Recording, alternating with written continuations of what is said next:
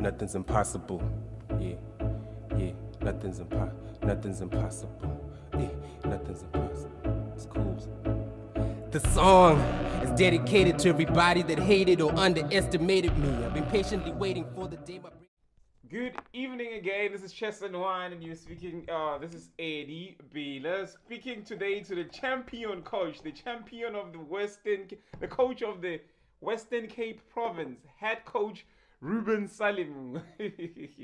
Reuben, good evening, and welcome to Chess and Wine. Hi, Eddie. How are you? I'm good. I'm good. Thank you. Congratulations, a very big congratulations to you and the whole team of Western Cape for such an outstanding performance at the National Schools Championships. Man, that's amazing work. Thank you so much. Yeah, a combination of a lot of people contributing and producing that. Yeah. But we know that if it doesn't work, we look at the head coach. If it works, we congratulate the head coach. Yeah. So more or less the same though. Like, yeah, if it didn't work, the head coach will be pointing at things that didn't work and say these are the reasons why it has failed. But now that it worked and you've succeeded, and obviously you keep on doing these things over and over again. Yeah. I think it's best that we also do this and come back to the head coach and say, how do you do this? Yeah. So, like, on one part, I'm very lucky that where we are, there's a lot of people doing a lot of good work and a lot of coaches, creating these kids who are capable of playing at such a high level. I don't just mean, I think to understand completely how our chess products come out, you need to understand the way the Western Cape is structured. It makes it easy to get it. Yeah. We have 6 regions. The one that most people know is VP, which is the Cape Town area. Western Province. But we've got five other regions, which are, you could classify them as rural regions. This is your Eden, your Overberg, your Cape Winelands, your West Coast, and your Central Karoo. So all these regions are important in terms of production of chess players. So as an executive, we try to extract as much talent as we can from all the regions, not just one. It's much easier in Metro where we've got lots of coaches and the distances are shorter. Obviously much more difficult in the rural areas where the areas are far apart.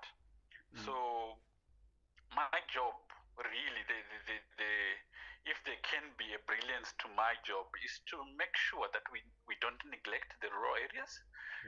Because in the metro area we've got most of our work cut out. So the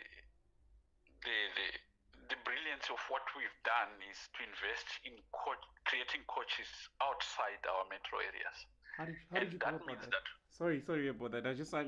I'm interested in how you involve the rural areas, you develop the rural areas, and obviously developing the coaches in the rural areas. But how do you go about doing that? What programs do you have in place that enable you to do that? And obviously, I mean, sorry about that. No, I just need you to put into because in this question, because as I was speaking to the president of the school's chess, he mentioned things about resources being limited, and obviously even though the executive could have the will, they just wouldn't have the power or the ability to travel and visit all of those areas. So now, how do you just keeping that into mind as well when you just answer how you do that? Like how are you able? Okay, good. So lucky for us, we had the African Chess Lounge, which is FIDE Academy. So FIDE academies are licensed to train certain levels of trainers. These are the level of trainers that we actually need. We don't need someone who can create an international master. What we need is someone who introduces kids to chess and someone who trains them to a decent level. Then from there, we can do more. So this machine which produces players is what I find quite lacking in most areas. And most areas know this and they want to do better at this.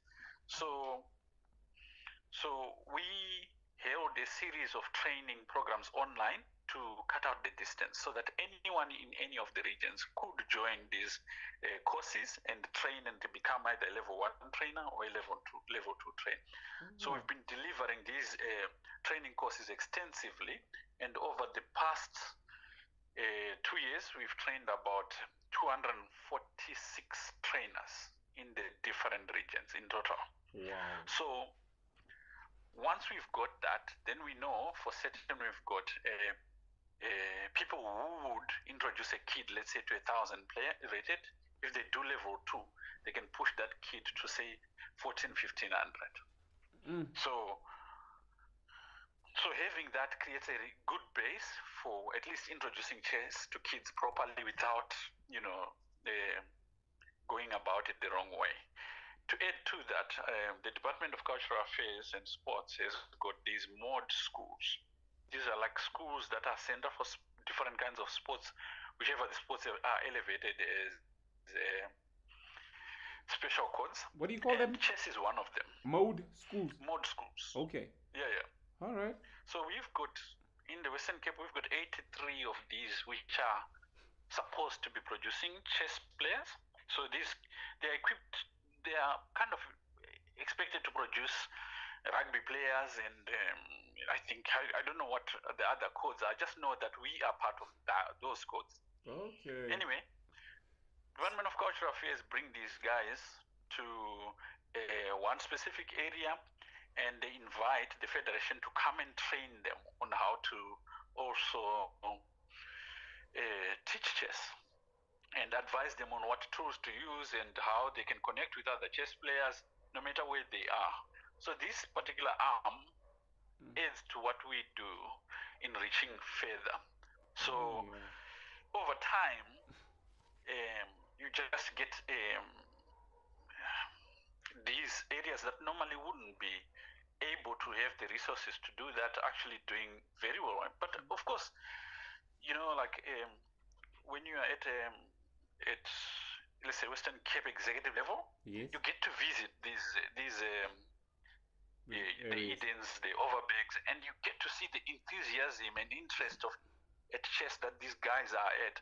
In fact, even the progress that they make, it's quite astonishing, because you would think, they wouldn't be making so much progress, but they are some of our fastest growing regions.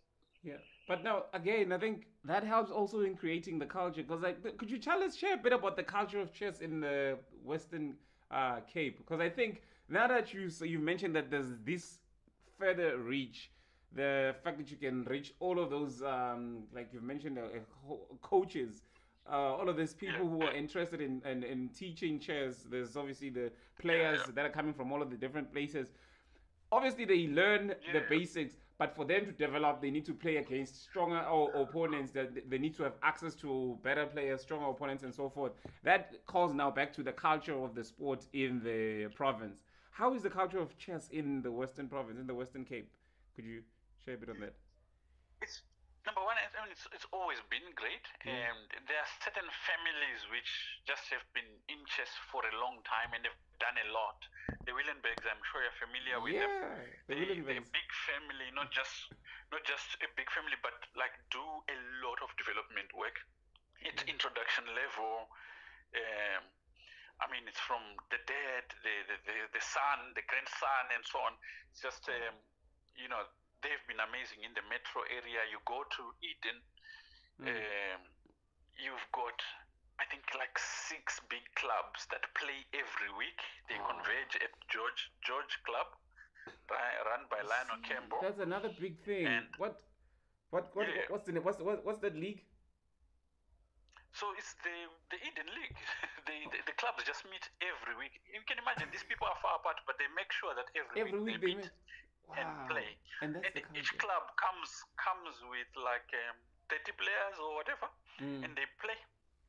So anyway, I toured Eden last week, 2 weeks or 3 weeks ago, and I went with Kuro Debenvru there. Yes. And during the day we would play the schools, and in the evening we would play the clubs. Wow. And Lionel Campbell, who was running George Chess Club there, invited us to play with all the clubs. And it's just an amazing environment of chess enthusiasts from at all levels, from people who read the chess and people who have never read chess but like strict chess players, and to kids being introduced to chess. So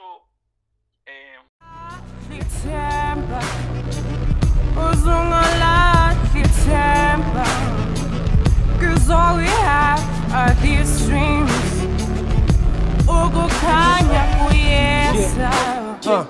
My mama told me, if I drop out of school, she will disown me, hold me. Shit, how do you deal with that shit and the stress, bruh? Got a passion for chess, bruh, but my mama keeps giving me pressure, yes, bruh.